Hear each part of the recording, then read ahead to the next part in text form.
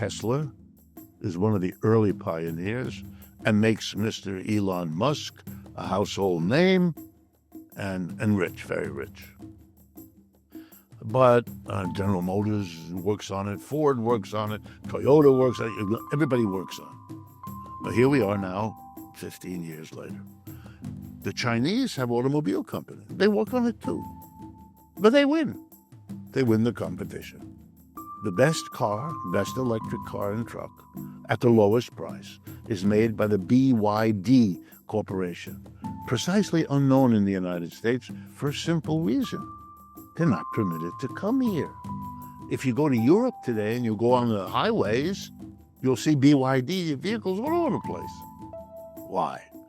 Mr. Biden, first Mr. Trump, put a 27% tariff on electric vehicles from China.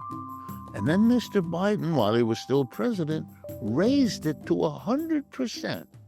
So if you want to get a BYD electric car, say it costs $30,000. If you're an American company or an American individual, you would have to come up with 30 grand that goes to China to buy the car. And then 100%, another 30 grand that goes to Uncle Sam as a tariff, costing you $60,000. What does this mean? It means that Americans won't buy the Chinese car because it's 60 grand, and they can get for 45 or 50,000 a Tesla or a GM. This is a tariff that protects Tesla and GM. Well, that's why it's there. But it denies to the American people access to the best electric vehicle at the lowest price. And now let me explain very briefly why that is stupid. Okay? American companies compete with companies in the rest of the world. American companies that make shoes, if there are any left, American companies that make anything. They need trucks, for example. They need a truck to bring the inputs to wherever they carry out production, and they need trucks to take the output to wherever it's sold, right?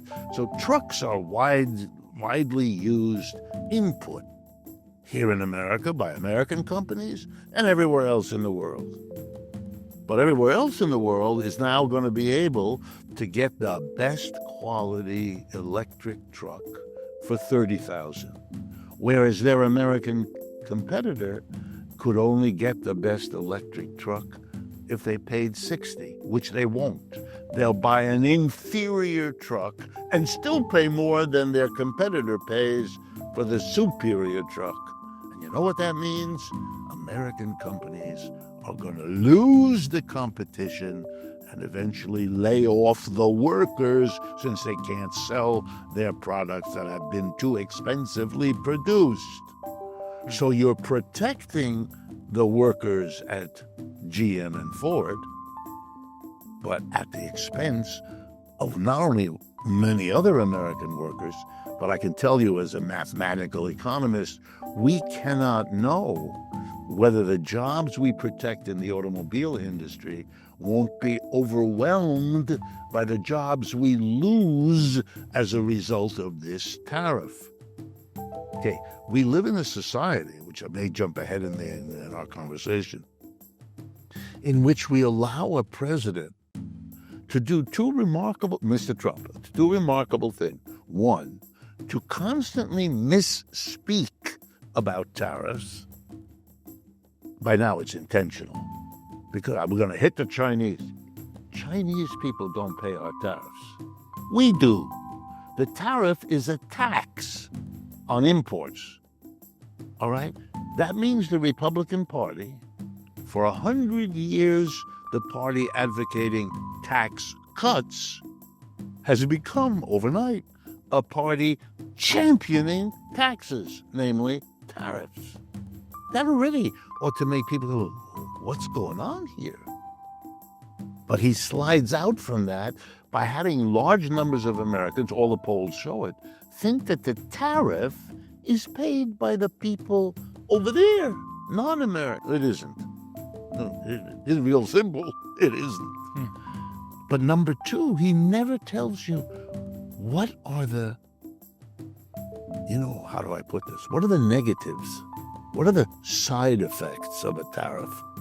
Now, tariffs have been around for centuries. There is an immense literature in economics about tariffs. There's nothing new about it. There's nothing unheard of.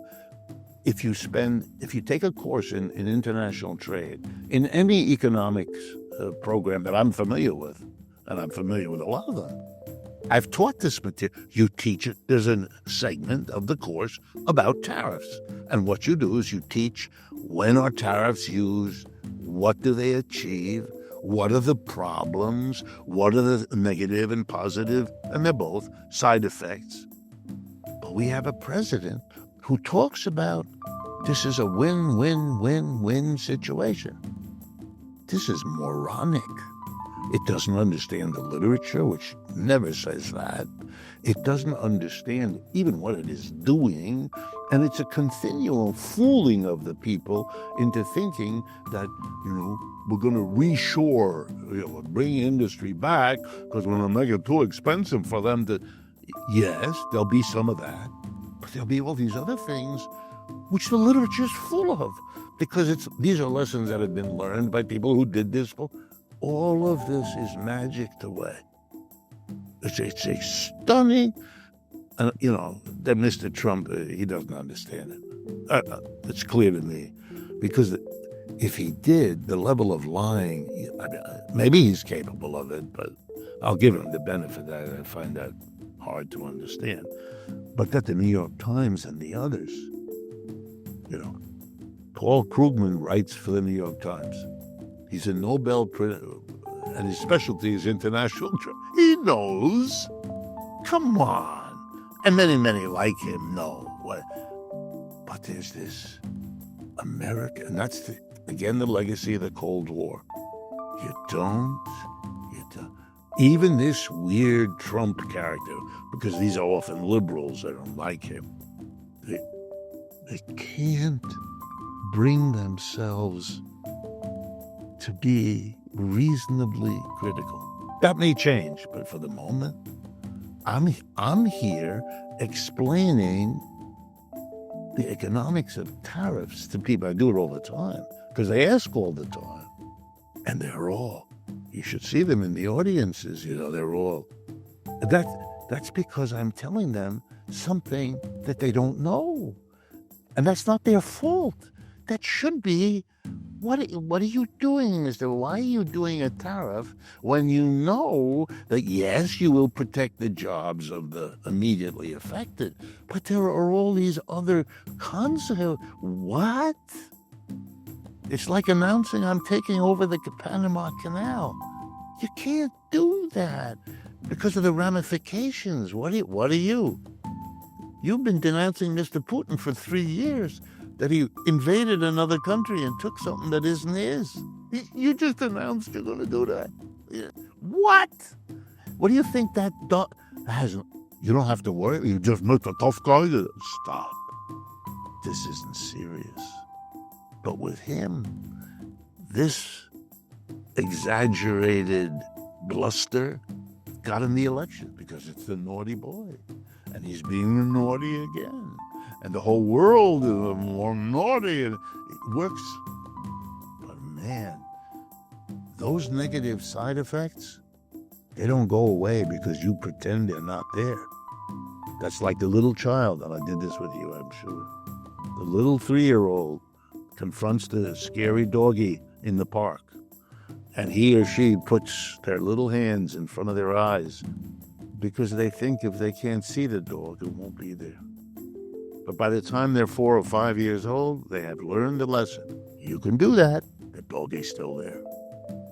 Mr. Trump and this country are engaged in levels of denial that I look at and I go, wow.